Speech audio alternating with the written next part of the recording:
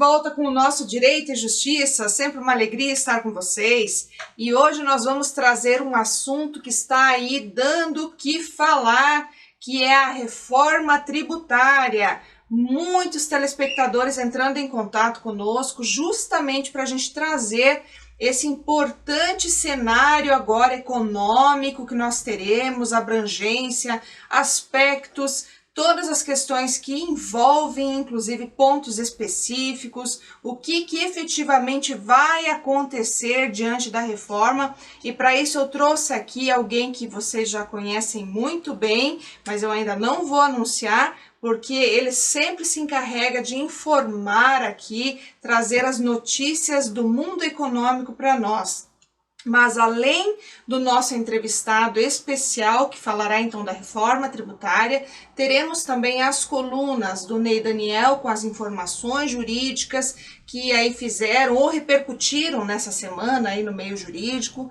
Teremos também as notícias e informações relevantes da coluna do Dr. Leonardo Scholl Ramos. Teremos também a coluna do Matheus Tiro de Castro com a economia no Brasil e no mundo, e também a coluna de direito imobiliário, na qual nós tratamos de aspectos extremamente relevantes desta área tão importante do direito. Mas antes de tudo isso começar, eu vou chamar o nosso break. Espero você no retorno. A Domínio Legal Soluções Imobiliárias é uma empresa que possui como objetivo social a gestão imobiliária, no que se inclui a regularização de imóveis. A Domínio Legal Soluções Imobiliárias trata da particularidade de cada cidadão, dentro das necessidades sociais dos moradores das regiões afetadas pela irregularidade imobiliária. Domínio Legal Soluções Imobiliárias. Está no ar o nosso Direito e Justiça, então aqui com o nosso primeiro bloco, com o nosso convidado especial, Matheus Tiro de Castro. Seja muito bem-vindo, Matheus. Como sempre, uma alegria tê-lo aqui conosco. A alegria é toda minha, é uma honra, uma satisfação imensa de poder participar mais uma vez, deste tão relevante programa para o direito, do qual eu já tenho a imensa satisfação de poder atuar como colunista, e agora eu tenho mais uma vez a satisfação de poder estar sendo entrevistado pela minha mãe, pela doutora Débora, que é a minha grande referência, a minha grande inspiração. Obrigada mesmo, filho. Eu sempre tenho essa grata satisfação, e é uma emoção muito grande para mim poder entrevistar o meu filho, que é a minha grande referência também, não só como filho, mas como grande profissional que é, grande economista, grande referência que é hoje no seu meio, que traz tantas notícias relevantes, que, enfim, traduz da melhor maneira possível em palavras que são aí mais palatáveis, que são mais tranquilas para o nosso grande público que nos acompanha, levando então essa informação tão relevante da área da economia para esse público tão seleto, tão importante que nós temos, que inclusive, Matheus, pediu para que você voltasse aqui justamente agora para fazer essa abordagem sobre a aprovação da reforma tributária no Senado. Porque agora não se sabe, porque cada um fala uma coisa, Nós já tivemos várias pessoas de renome aqui falando sobre os aspectos da reforma, muito importantes, considerações que teceram aqui nessas oportunidades. E como você já tem a coluna, o público já está acostumado com você também, me pediram muito entrar em contato conosco para que você voltasse aqui e falasse sobre esse viés econômico, e que, claro, também acaba se confundindo muito com o direito, e até tem um impacto muito forte no econômico, no direito econômico propriamente dito. Eu gostaria muito que você falasse para a gente, dos reflexos disso, tanto especificamente como de maneira geral. O que vai acontecer agora? Perfeitamente, A reforma tributária é um tema que vem se impondo com bastante pujança, em função da sua relevância e também levando em consideração que é uma reforma há muito tempo já pretendida para a economia brasileira. E se trata de uma reforma na qual a gente consegue vislumbrar muito bem essa concatenação entre as áreas de economia e direito. Ela traz consigo uma perspectiva bastante otimista em sentido de simplificação tributária através da unificação de 5 impostos e contribuições em um imposto de valor adicionado, o IVA. E justamente em função desta simplificação, acaba se impondo uma perspectiva bastante otimista em sentido de, digamos, que a gente possa conseguir combater os gargalos associados ao chamado manicômio tributário, né? Porque, em geral, economistas tendem a avaliar que a situação, que a estrutura tributária brasileira é muito complexa. E por ser muito complexa, ela acaba atrapalhando, em grande parte, uma melhor avaliação dos agentes econômicos. E a gente pode pegar um exemplo muito concreto, por exemplo, a questão da dúvida, né, que muitos empresários têm a respeito de quais tributos eles realmente devem pagar.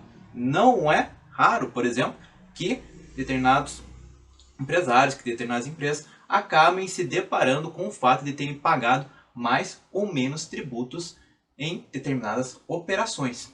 E é justamente em função disso que a reforma acaba trazendo um objetivo, acaba trazendo uma perspectiva bastante importante na medida em que ela acaba descomplicando o sistema tributário e acaba possibilitando, desse modo, estímulos muito importantes ao incremento da produtividade, bem como ao combate de gargalos associados à cumulatividade tributária. Por exemplo, nós temos alguns problemas que envolvem o ressarcimento de créditos do ICMS. Muitas empresas, em especial empresas exportadoras, não são ressarcidas dos créditos do ICMS em até um ano. E isto acaba sendo muito impactante, levando em consideração que a economia mundial está hoje estruturada nas chamadas cadeias globais de valor. Ou seja, é de suma importância que uma economia nacional, tal qual a economia brasileira, esteja concatenada a essa estrutura de economia mundial, caracterizada por cadeias globais de valor, tendo ali a sua contribuição das empresas exportadoras. Ou seja, é importante que essas empresas tenham um dinamismo. Na medida em que estas empresas são penalizadas pelo próprio sistema tributário, acaba se impondo um gargalo muito determinante para o incremento da produtividade, ou seja, da produção em geral, e também para a geração de emprego e renda em setores muito determinantes.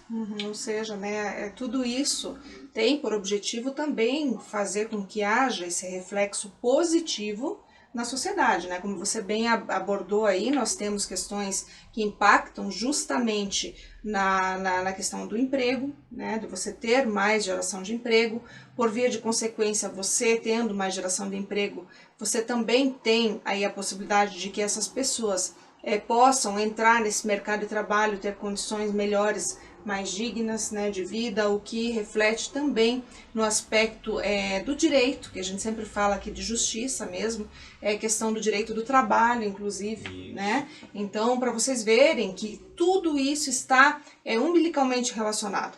Não tem como, por exemplo, pensar na economia, na reforma tributária, sem vislumbrar questões afetas ao direito, porque os impactos eles são inequívocos e são bastante expressivos, inclusive.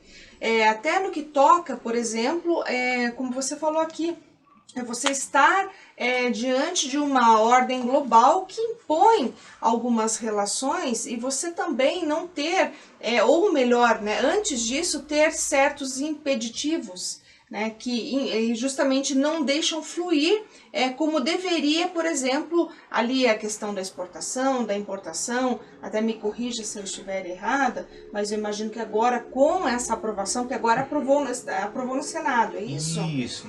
Porque antes tínhamos passado pela Câmara dos Deputados, agora a aprovação no Senado, e isso provavelmente então vai ter esse reflexo muito positivo no que diz respeito a essa possibilidade de importação, exportação. Qual que vai ser o reflexo efetivo disso? Perfeitamente, você tocou realmente no ponto-chave ali, que é a questão do trâmite, né, da reforma, tendo em vista tanto o Senado quanto a Câmara. Há ainda uma perspectiva bastante otimista, levando em consideração a aprovação no Senado.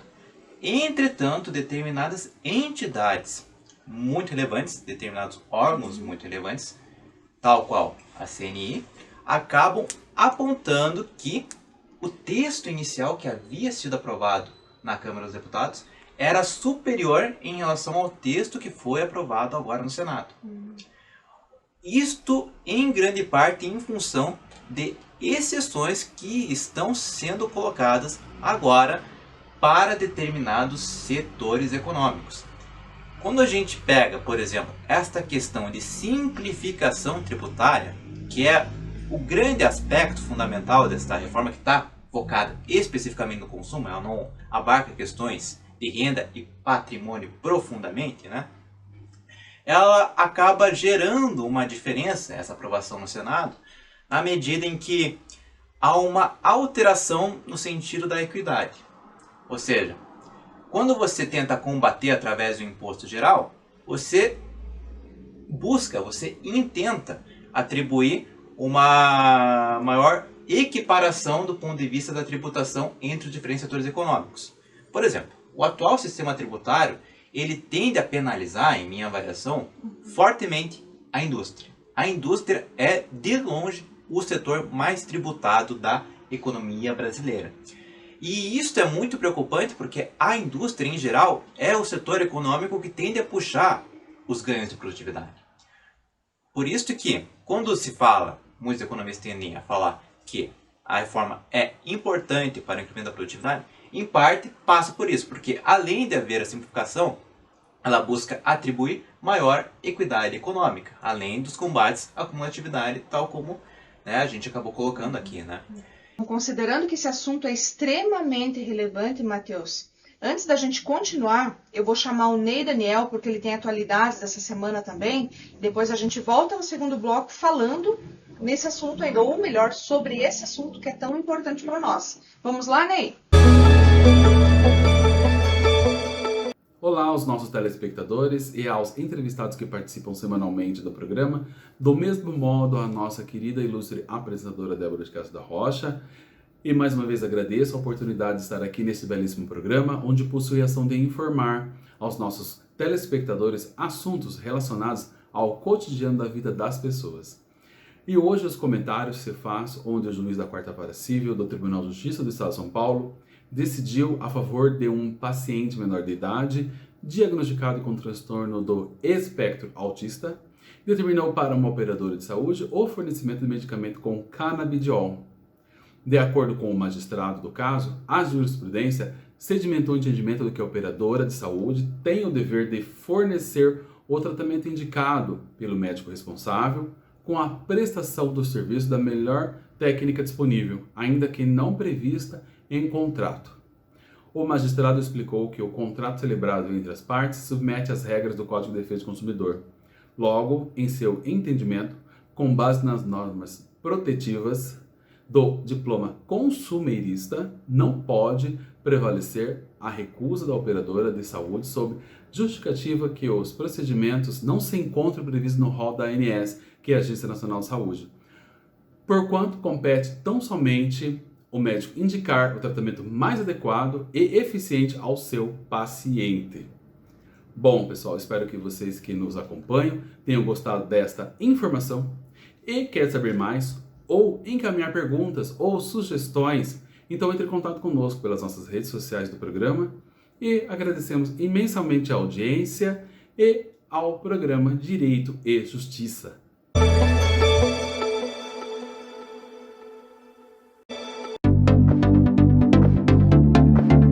Domínio Legal, Soluções Imobiliárias.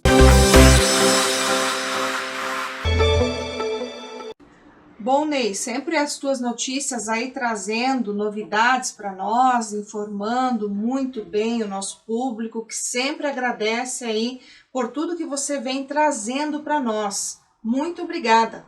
Mas continuando aqui então com o Matheus e sobre a alta carga tributária, inclusive sinalizada por ele no bloco anterior, que vai afetar drasticamente aí muitos profissionais, eu acho importantíssimo que nós voltemos, assim como nós prometemos anteriormente, a falar sobre essa que será uma das maiores cargas tributárias, então, do mundo, né, Matheus? Como que vai ficar, como que vão ficar, então, esses profissionais? Existe uma solução para isso? O que você está vendo diante de toda a tua análise?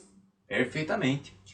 como a gente tentou, né, desdobrar no bloco anterior, há uma grande associação desse IVA, melhor falando, tendo em vista os benefícios tributários que estão sendo concedidos a determinados setores econômicos, dentre eles os profissionais liberais, que acabam ficando ali com uma alíquota 30% inferior em relação ao IVA, né?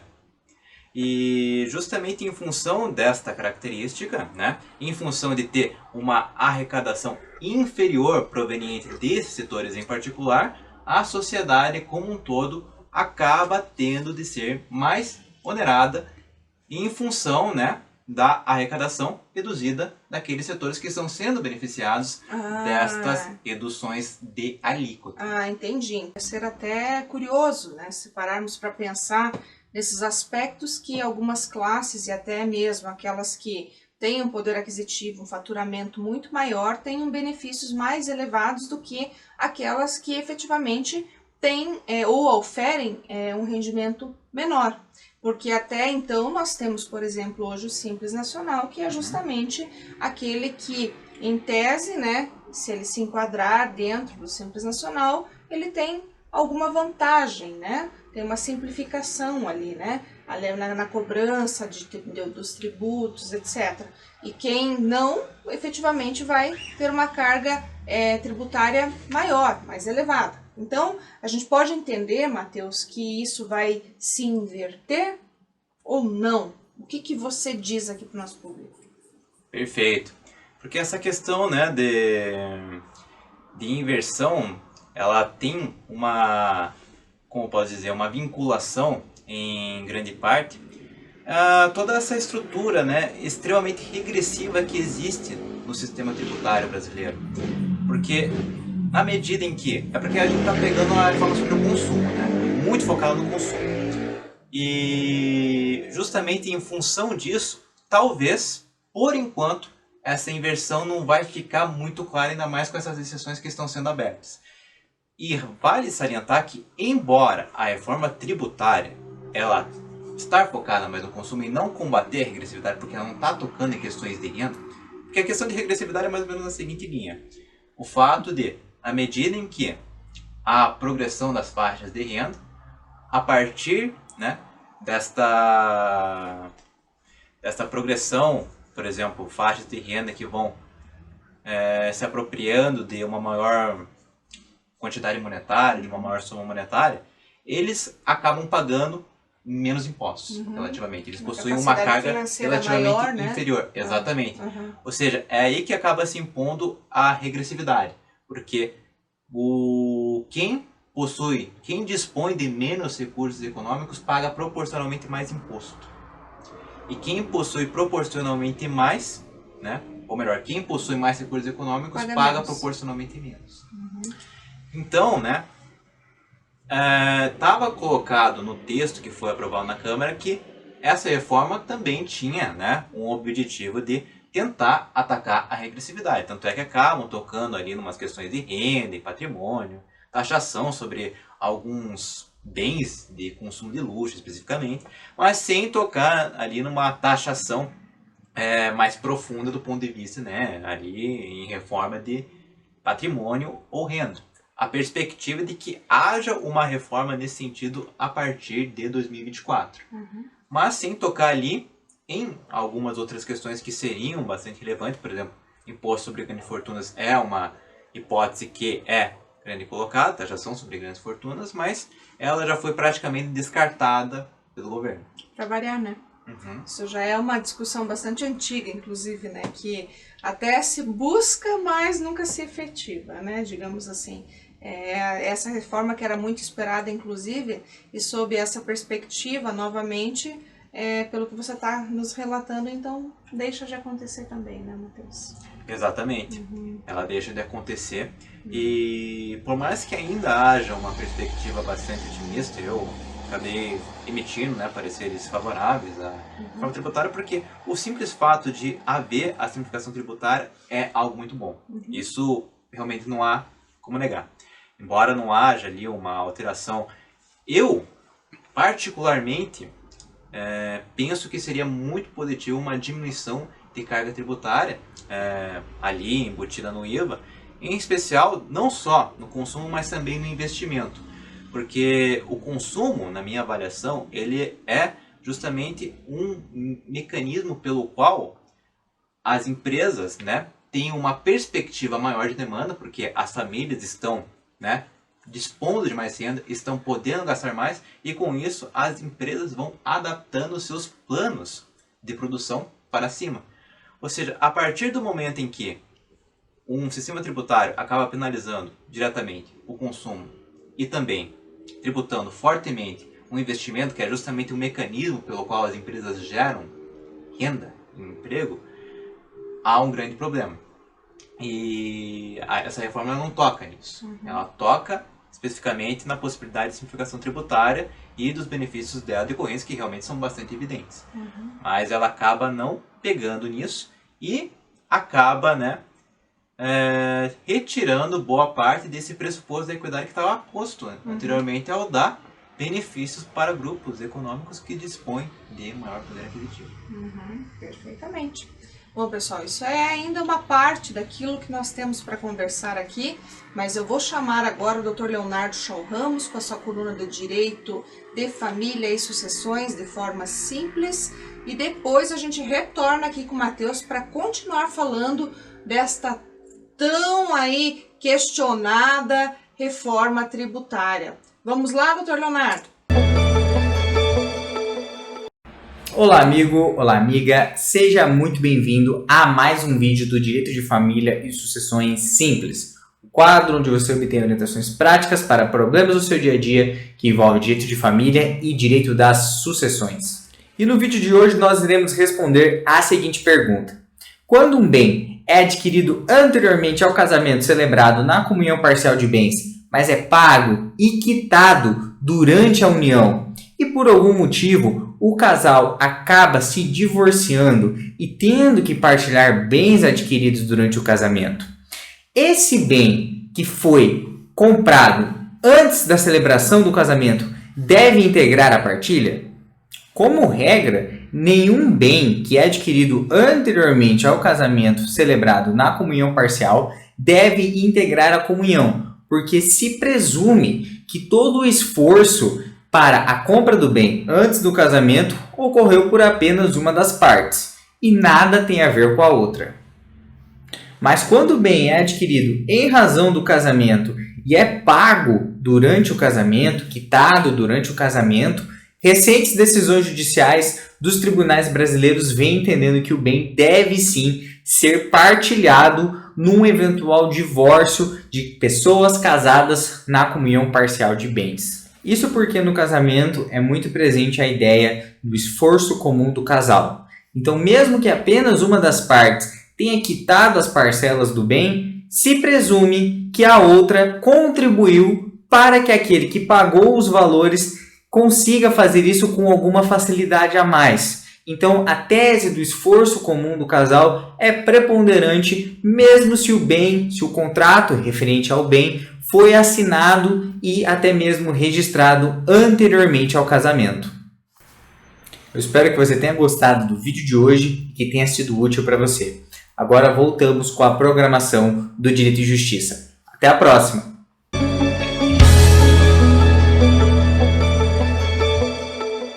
Muito obrigada, Dr. Leonardo, sempre com informações importantes aqui para nós, e eu sempre aprendendo com você aí, né? Porque essas questões são sempre aí afetas, né, o direito, a necessidade de que se tem realmente de saber cada vez mais sobre a área de família, né, direito de família e também sucessões, que impactam sempre no nosso dia a dia. Mas continuando aqui então com o Matheus, eu tenho uma curiosidade muito grande, né, porque a gente teve aprovação ali na Câmara, agora estamos ali passando pelo Senado. E dentro dessa ótica, quando que você imagina que efetivamente nós teremos implantada essa reforma e quais serão os impactos sociais que nós teremos quando ela efetivamente for implantada, tanto a curto, médio e longo prazo? Perfeitamente. A perspectiva, a previsão, né, de que a reforma comece a ser implantada gradualmente a partir do ano de 2026 e que seja concluída no ano de 2033, né? E se a gente for pegar, né, eu acho muito oportuna, né, essa possibilidade de a gente conseguir estabelecer uma divisão de cenários, né? Curto, médio, longo prazo, né? Porque a curto prazo, a gente pode pensar, né, é algo cujos benefícios não são tão evidentes imediatamente. Por exemplo, a gente teve, por exemplo, uma comparação que costuma ser muito realizada, né, é de que a reforma tributária pode ser o equivalente ao que foi o plano real para o governo do Fernando Henrique Cardoso, né, que foi um marco ali no sentido de estabilização monetária, né, controle do nível de preço através da implantação do real, né, e naquela reforma, né, naquele plano, né, que alterou a base, né, que alterou o pilar monetário da economia brasileira, acabou produzindo efeitos muito imediatos, que estavam ali associados, por exemplo, tendo em vista a hiperinflação, né, da década de 80. Nós vivemos exatamente de forma muito expressiva na década de 80, né? Exatamente. Nós tínhamos a tableta, nós tínhamos aqueles marcadores de preço o dia inteiro, né, batendo preço, e chegávamos a ter ali, por exemplo, um produto com várias etiquetas, né, tava grosso, né, e de repente eu senti isso na época, né, porque vivi esse momento histórico, né, e econômico de você ter ali de repente uma hiperinflação, e na década de 90, mais precisamente no ano de 1994, nós tivemos totalmente aí alterado esse cenário com o Plano Real, que realmente veio para mudar e se caracterizou aí com uma moeda até que relativamente forte, né?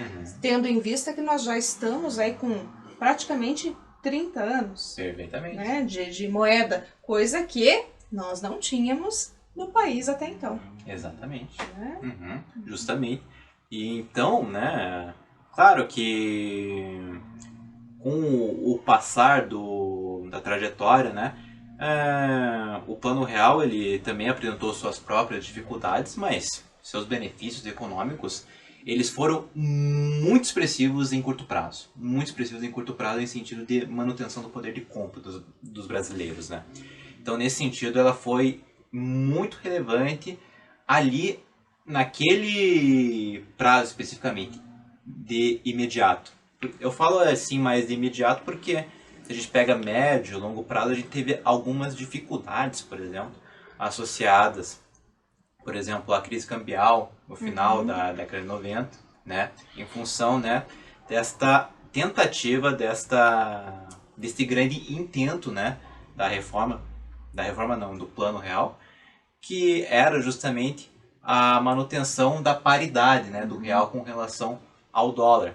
Só que manter isso acabava provocando, né, uma necessidade do Banco Central, né, ali exercer um controle, né, das reservas cambiais, intercambiar dólares a fim, né, de manter a proporção, né, tendo em vista as relações de oferta e demanda, né, por dinheiro, por dólar. Ou seja, a partir, né, de um determinado momento, as reservas cambiais em dólar foram escasseando, né, justamente nessa tentativa de manter o poder de compra do real, e acabaram sendo impostas ali necessidades de flexibilizações, né? Tanto é que há, inclusive, determinados economistas que tendem a afirmar que o Plano Real praticamente ruiu a partir de então, né? Porque acabou indo embora um de seus grandes pilares, que era justamente a proporção de 1 para 1. Entretanto, acho que a gente também teve um problema ali, se não me corrija se eu estiver enganada, mas eu lembrei de uma situação que nós tivemos no final da década de 90, tivemos a crise lá dos tigres asiáticos. E eu creio que isso também trouxe um impacto bastante significativo para as economias mundiais. E não obstante, o Brasil também sofreu bastante diante disso, né? Sem sombra de dúvidas. Há um impacto ali realmente muito determinante, né? Porque, né, acaba à medida em que a gente vive numa economia globalizada, né? Então, a partir ali da década de 90, especialmente, as tendências ali de globalização da produção, não que elas tivessem emergido ali, naquela década especificamente, ali, a partir da década de 70 a gente começa a ver, nascer uma configuração nova, mas a partir da década de 90 acaba, né, se impondo uma perspectiva de bastante pujança das chamadas cadeias globais de valor. E justamente em função disso, qualquer choque ali de países que são profundamente demandantes, né, de insumos, né, do ponto de vista dessa cadeia interligada de atividades econômicas, de etapas de produção, né, acaba se impondo ali, por exemplo, de imediato uma dificuldade do ponto de vista da importação e da exportação, né, do ponto de vista da economia brasileira. Porque na medida que esses países acabam deixando de importar, né, o ciclo econômico pautado em exportações tende a ser restringido. E ali já existiam dificuldades associadas ao fato de que era muito barato importar e era muito caro exportar em função da proporção 1 para 1. Ou seja, já existiam dificuldades associadas à exportação.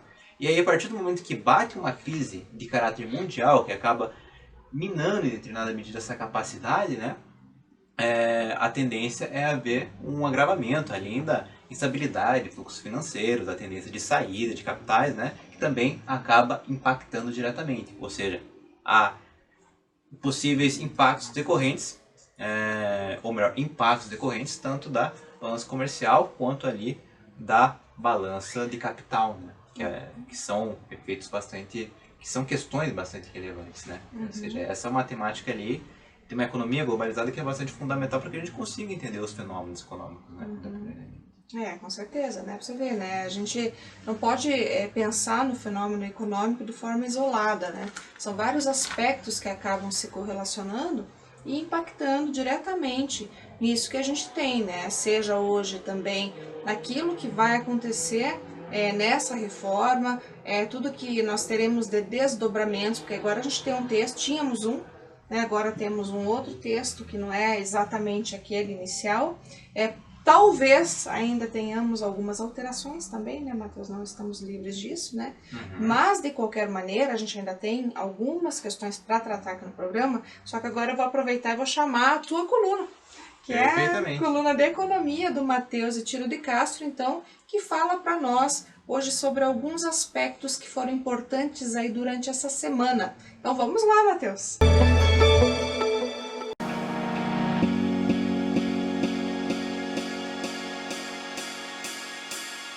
Olá, meu caro amigo telespectador que cá está nos prestigiando mais uma vez em nossa coluna sobre a economia. E hoje eu gostaria de trazer um tema que é bastante relevante para você que possui um interesse particular em investimentos em títulos da dívida pública. Um tema que eu busco trazer bastante aqui na nossa coluna sobre a economia diz respeito justamente à trajetória da taxa Selic, que recentemente apresentou uma nova redução percentual de 0,5% agora para 12,25% após reunião do Conselho de Política Monetária do Banco Central. Em geral, é um tema que possui implicações vinculadas ao desempenho da política monetária, que permanece com uma característica contracionista na medida em que o Brasil, por exemplo, continua apresentando uma das maiores taxas de juro real do mundo. Então, desta feita, acaba se impondo um afrouxamento monetário a despeito dessa manutenção, na medida em que houve uma desinflação, um ritmo de desinflação bastante positivo na economia brasileira. E justamente em função dessas reduções, acaba, de certa maneira, permeando um pouco da perspectiva dos agentes econômicos que possuem ali investimentos diretos em renda fixa, em títulos da dívida pública. Qual é a perspectiva? Continua sendo lucrativa? Em linhas gerais, continua sendo bastante positiva e bastante lucrativa, na medida em que, como eu bem apontei, a taxa de juro, a taxa de remuneração dos títulos de dívida pública no Brasil continua sendo bastante atraente. Ademais, justamente para aqueles investidores que possuem títulos da dívida pública anteriormente a essas reduções da taxa Selic, podem se venderem esses títulos antes do prazo de vencimento a oferirem um lucro direto oriundo da venda desse título. Por quê? Porque, em linhas gerais, há uma causalidade inversa entre taxa de juros e preço dos títulos. Por quê? Porque na medida em que a taxa de juros cai, aumenta a demanda por títulos que foram emitidos anteriormente à redução da Selic. Por quê? Os que estão sendo emitidos atualmente fornecem uma rentabilidade menor. Justamente em função disso, acaba havendo uma demanda maior dos agentes econômicos por títulos que foram emitidos anteriormente que possuem uma rentabilidade maior. Ou seja, isto pode ser bastante positivo do ponto de vista ali da estratégia de investimento dos portadores de títulos de dívida pública. Ou seja, continua sendo bastante lucrativa e pode existir a possibilidade de uma apropriação de lucro originada da venda desse título. Além ali de outras questões vinculadas, por exemplo, às ações, né?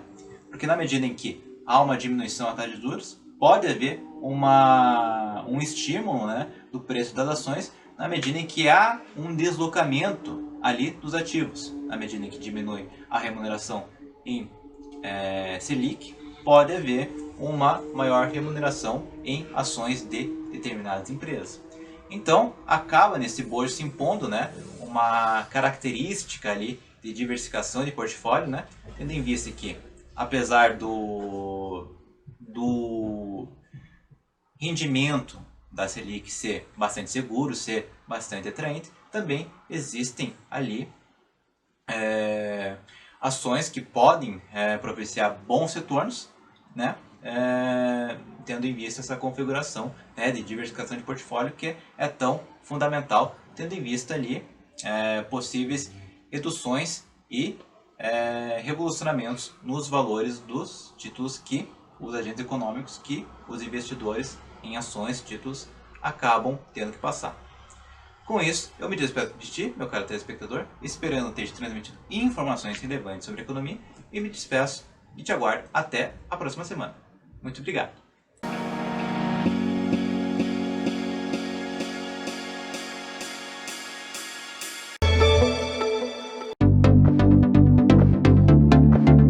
Domínio Legal, soluções imobiliárias. Bom, Matheus, tua coluna sempre impecável, né? Você sempre traz esclarecimentos importantes aqui para nós. Eu sempre aprendo também muito com você. Agradeço muito. O agradecimento é tudo meu. Realmente uma honra imensa, viu, mãe? Imagino. Bom, a gente estava aqui falando, Matheus, e até os nossos blocos, né? A gente tem que manter aí o nosso fluxo aí, né? Para chamar as colunas, mas teve um assunto que a gente não finalizou no bloco anterior, que é justamente algo que você destacou aqui, por exemplo, que é o fato do Plano Real ter, então, trazido para nós algumas implicações, os seus efeitos, né, mais propriamente falando aqui, a curto prazo, né? Agora, quanto à reforma, você já destacou que vai durar um pouco mais, ou seja, nós teremos aí um pouco mais de tempo para começar a sentir os efeitos, né? Eu queria que você, então, explicasse para nós como que vai funcionar isso na prática, de acordo aí com a tua experiência, com aquilo que você vem analisando do que está acontecendo, do que vem aí se desenhando, conforme a gente está verificando aí na comentários, análise, e claro, nada como um economista para falar sobre isso, né? Perfeitamente, né? Como a gente colocou, né, no bloco anterior, o Plano Real ele já trouxe implicações do ponto de vista de curto prazo bastante positivos, né? E ali com algumas questões que podem ser colocadas como mais impactantes e talvez em sentido negativo, por exemplo, associadas à possível regressão produtiva, né? Tendo em vista, né, relacionando-se diretamente ao Plano Real, né? Porque muito se fala na literatura, é uma discussão bastante pertinente nesse sentido de que o processo de desindustrialização, o processo de regressão produtiva da economia brasileira acabou se devendo muito em função ali, em médio e longo prazo, ao Plano Real, né? Então, foi mais ou menos nesse sentido, né? Os efeitos econômicos positivos em curto prazo, no sentido de manutenção de poder de compra, são incontestes, né? que haja uma justiça econômica, social para todas as pessoas, né? Que haja ainda, do meu ponto de vista, eu imaginava que poderia haver a equidade realmente, né? Que a gente conseguisse contar com ela, mas vamos esperar agora, né? Né, como vai se desdobrar, os desdobramentos disso tudo, para ver o que efetivamente vai acontecer, né, Matheus? Mas pelo menos com a tua explicação, a tua análise, né, tão apurada em relação a isso, a gente consegue ter uma compreensão ainda maior disso tudo que está acontecendo. E com certeza, né, a gente vai precisar muito de você aqui para que você venha sempre esclarecendo a cada passo essas situações que são tão importantes, que vão sempre impactar nos nossos bolsos e também no direito e na justiça. Mas não acabou ainda, Matheus. Eu vou chamar agora a coluna de direito imobiliário, vou chamar também depois disso o Inloco, que também nós temos essa grande parceria com o Inloco, da doutora Janaína Chiaradia, que é uma excelente jurista, professora, visionária, que traz aí semanalmente várias colunas em várias áreas do conhecimento, e também proporciona aí muito diálogo com várias questões que são aí de fato significativas para que a gente conheça cada vez mais, dentro daquele propósito que o Inloco tem de levar informações e compartilhar experiências. Vamos lá então?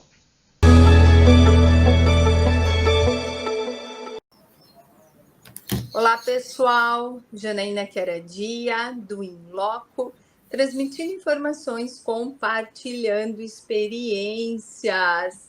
E hoje, num dia diferenciado do dela, Débora de Castro da Rocha está aqui conosco para aquelas questões envolvendo, né, a parte do direito imobiliário, urbanístico e muito mais do que isso, né, Débora? É a vivência de quem estuda, de quem trabalha, de quem tem realmente essa expertise para trazer aqui para nós um pouquinho mais, né, do seu conhecimento. Então, assim, hoje eu estou, como todos estão vendo aqui, em um lugar diferenciado dos habituais. Hoje eu estou aqui em São Paulo, na casa da minha querida amiga Thay, que eu quero mandar um abraço bem grande para ela. Meu Porto Seguro aqui em São Paulo. Então, ou eu estou no escritório, mas vou te dizer, Débora, o trânsito está tão assim, tenso aqui, e é pertinho, mas eu fiquei com receio de não conseguir fazer, que hoje a gente tem, né, o trio Débora, Cássio e Tânia Guerreiro. Eu pensei, é capaz de eu atrasar de uma para outra, né? Aí resolvi vir fazer aqui de casa, da casa da Thay, ao invés de fazer lá do escritório, porque realmente o trânsito aqui está muito tenso e os nossos seguidores, eles estão ansiosos, porque ontem era o dia da live da Débora, mas eu vou dizer para vocês, eu estava em viagem, então eu fiquei com receio de repente não chegar no momento certo, né, ter alguma complicação aí no meio da estrada. Então, Débora está hoje conosco aqui. E eu já passo a palavra para você, minha amiga. Mais uma vez, muito bem-vinda. E o tema de hoje, hein? O registro do memorial de incorporação e os impactos decorrentes da alteração da lei. Fala para nós um pouquinho.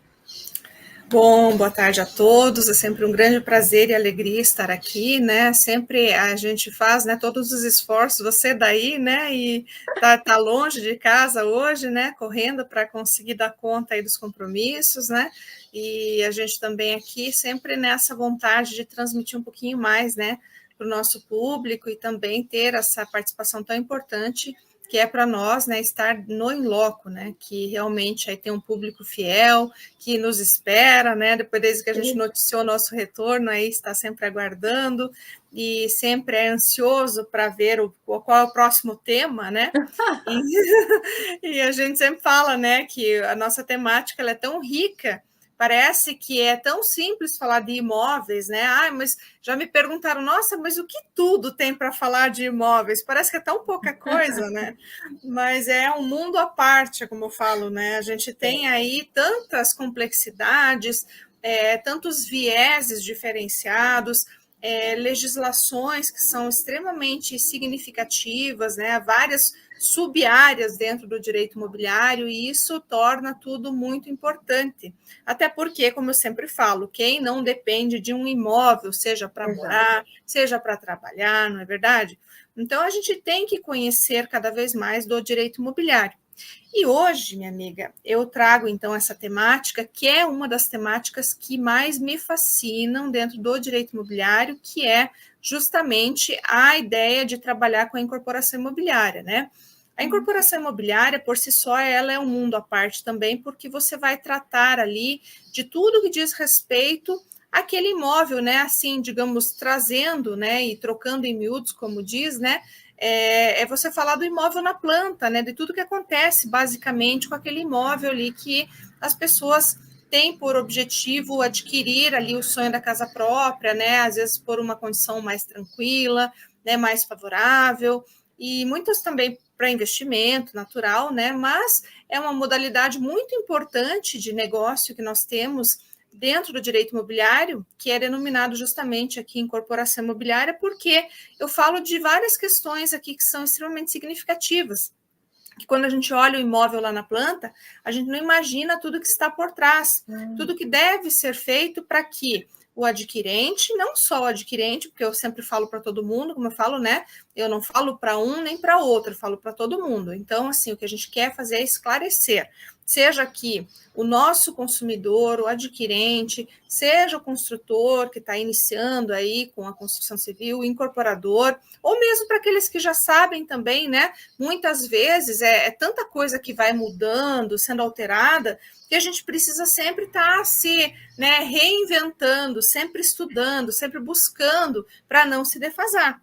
Então, também a ideia aqui é trazer o que mudou e o impacto dessa mudança, né? O que mudou no registro memorial da incorporação. Então, quando a gente fala em mudança aqui, minha amiga, o que é essa mudança que é tão significativa? Quando a gente vai comprar um imóvel, né? Eu sempre falo, e isso é muito importante, que tanto o incorporador quanto aquele que compra, ou o construtor, né? Digamos ali que muitas vezes ele faz, às vezes também de incorporador, que ele proceda o registro do memorial de incorporação. E o que é o memorial de incorporação? O memorial é aquilo que vai dizer o que é o imóvel, como ele é, o que vai ser efetivamente construído, como ele vai ser entregue. Então, o memorial é aquilo que, digamos assim, como se fosse uma radiografia, você consegue enxergar aquilo que vai acontecer. Só que esta radiografia, ela precisa estar devidamente registrada junto ao cartório de registro de imóveis, que aí eu aplico aqui o princípio da publicidade. É quando eu consigo externalizar aquilo que efetivamente vai acontecer com o imóvel. É quando eu dou vida àquilo que vai acontecer na prática. Então, a partir do registro do memorial de incorporação, eu sei o que efetivamente eu posso esperar daquela construção. Então, Débora, e também dá para destacar bastante aqui que você fala toda a live do registro, da importância, porque agora que você está tocando num tema, né, da compra do imóvel na planta, quantas pessoas simplesmente, às vezes até um investidor, vamos imaginar, né, ou aquele do primeiro imóvel, entrega toda, né, toda um orçamento, as suas finanças, às vezes de uma vida de trabalho, e se não estiver efetivamente registrado, podemos ter problemas que aí perduram no judiciário por longos anos. Aquele que ainda não está, é em loco.oficial e vai aproveitando todas as séries que estão lá à tua disposição. Beijo bem grande, uma ótima semana a todos, e agora a gente já vai para a nossa dobradinha com o Castro Zé. Até mais, minha amiga. Até mais, um abraço a todos.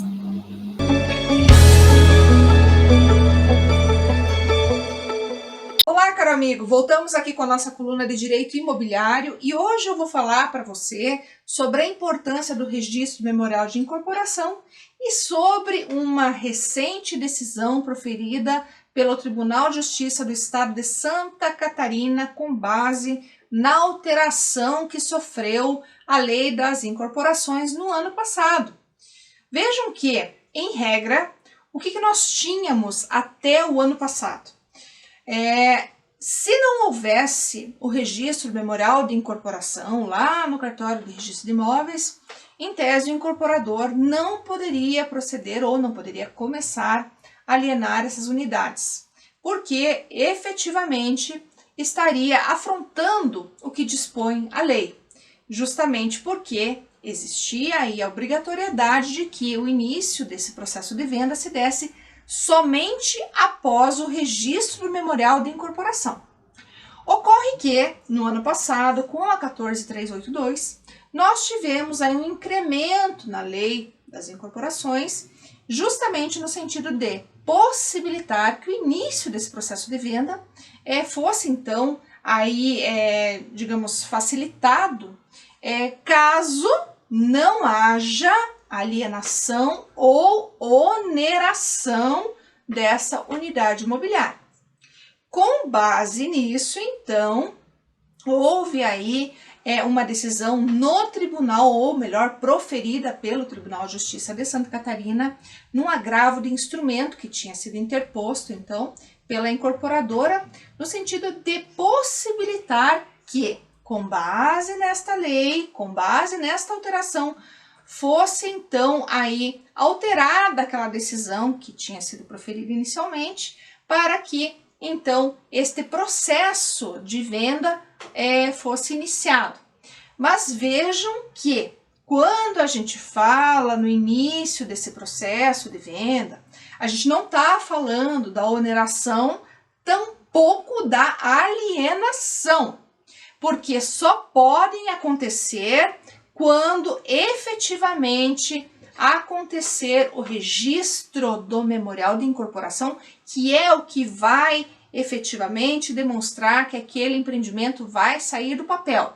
E nesse ponto, gente, eu estou aqui justamente para poder trazer para você essa explicação, porque essa decisão gerou uma grande polêmica e tem gerado grande polêmica. Porque até então nós tínhamos um panorama no sentido de impossibilitar que houvesse, inclusive, o início da venda, o início do processo de venda. Inclusive, é o que a gente sempre fala, que a venda da unidade só pode ocorrer após o registro do memorial de incorporação, porque somente havendo, então, esse registro eu tenho segurança. Inclusive, eu sempre falo isso para o incorporador, para o construtor, para o corretor e inclusive para o adquirente dessa unidade, porque todos terão segurança, inclusive o corretor de imóveis, porque ele é responsável, inclusive, por uma intermediação de uma venda de um imóvel que não está aí com o seu registro memorial devidamente realizado lá à margem da respectiva matrícula. Então isso é muito importante, pessoal. Vocês que me acompanham na coluna sabem o quanto eu prezo por todas as questões que envolvem a compra e venda de imóvel, especialmente pela segurança de todas as partes envolvidas. Então aqui nesse caso, e até para não gerar nenhuma dúvida, né? Não é que há agora, a partir da 14382, a possibilidade de venda desse imóvel sem o registro memorial. Não é isso. Aqui, no caso especificamente, houve aplicação porque para facilitar o início do processo de venda. Mas isso não quer dizer que vai ser possível a alienação propriamente dita, tampouco a oneração deste imóvel. Então, nós continuamos aqui muito resistentes em relação à necessidade de que você, especialmente aí, incorporador, faça um registro do memorial de incorporação antes de alienar e antes de onerar este imóvel, a fim de que você não tenha problema e não venha responder por isso. Da mesma forma, você, amigo corretor, que também se preocupa muito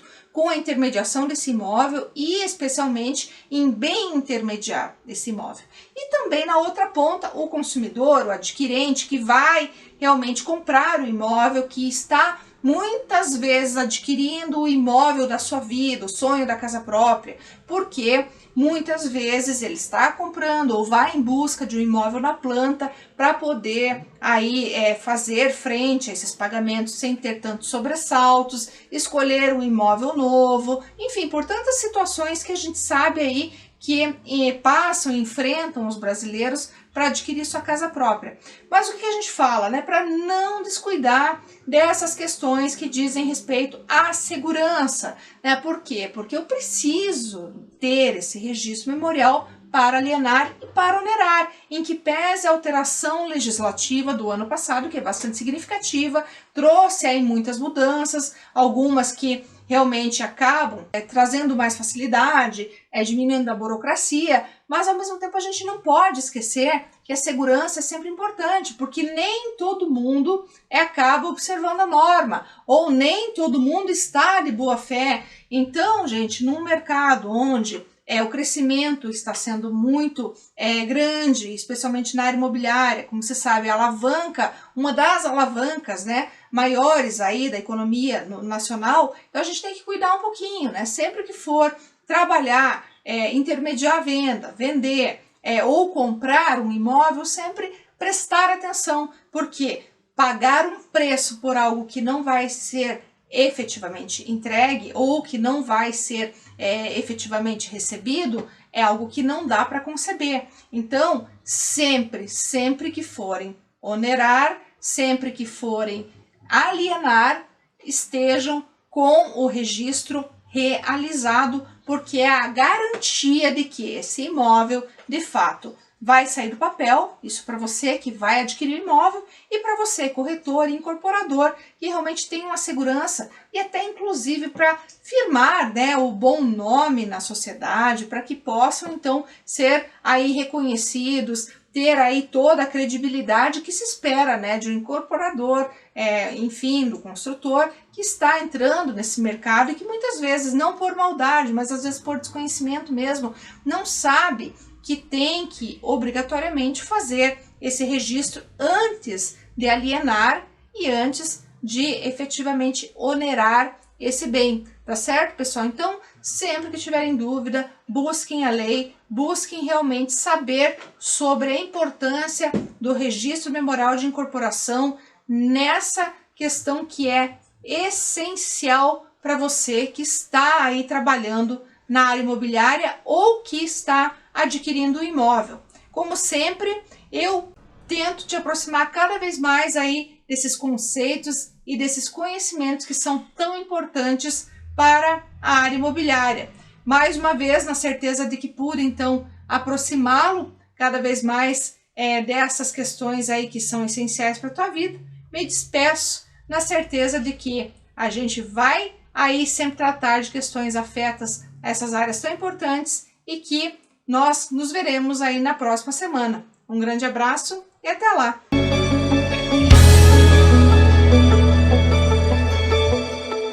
Bom, voltamos então agora com o nosso último bloco, né? Falamos aí um pouco sobre direito imobiliário, falamos aí também com a doutora Janaína Quirardia, lá do Inloco, transmitindo informações e compartilhando experiências dentro deste que é um dos quadros muito importantes do Inloco, nessa série incrível que também nós temos aí a grata satisfação de levar para o nosso público. Então, Matheus, eu fico muito feliz, né, com o teu retorno aqui, com essa tua perspectiva, com as informações que você trouxe para o nosso público, que tinha pedido muito para que você voltasse aqui para falar especificamente da reforma tributária, e nós agradecemos imensamente toda a equipe, né, do Direito e Justiça pelo teu retorno, pela tua disponibilidade, por aceitar o convite de estar aqui conosco sempre, né, com tanta boa vontade, sabendo aí que nem sempre é tão simples, né, se doar para poder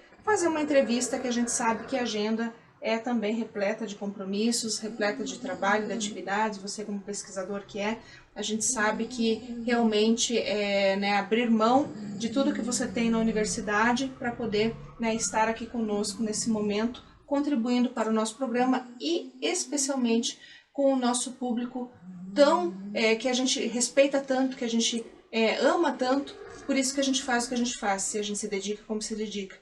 Tá, então te agradeço muito mais uma vez e já te convido para voltar quando você tiver novidades para falar com o nosso público de novo. Com toda certeza, minha querida mãe Seral, realmente uma honra, uma satisfação, né? Como vem sendo novamente poder participar, né, como entrevistado desse programa tão prestigiado, né, tão relevante, né, que chega, né, de uma maneira descomplicada, né, para os nossos telespectadores, para que a gente possa, né, trazer informações ali relevantes, né, de direito, de economia, né, de uma maneira facilitada, né. E isso é algo bastante relevante, um propósito muito bacana, e para mim é uma felicidade, uma honra, uma satisfação imensa poder ser entrevistado mais uma vez por você, minha querida mãe, que é a minha grande inspiração. Obrigada mesmo, meu filho. Te agradeço muito e te admiro demais, você sabe disso. Eu também te admiro muito. Tá bom? Obrigada por tudo sempre. Eu que agradeço, sempre. Obrigada. Bom, eu mais uma vez me despeço, na certeza de que nós podemos levar um pouco mais de conhecimento e de acesso à boa informação, tão necessária para você que está aí, que nos acompanha semanalmente. Me despeço mais uma vez, na certeza de que nós estamos buscando fazer sempre o melhor e esperando que nós possamos nos ver na próxima semana. Um grande abraço e até lá!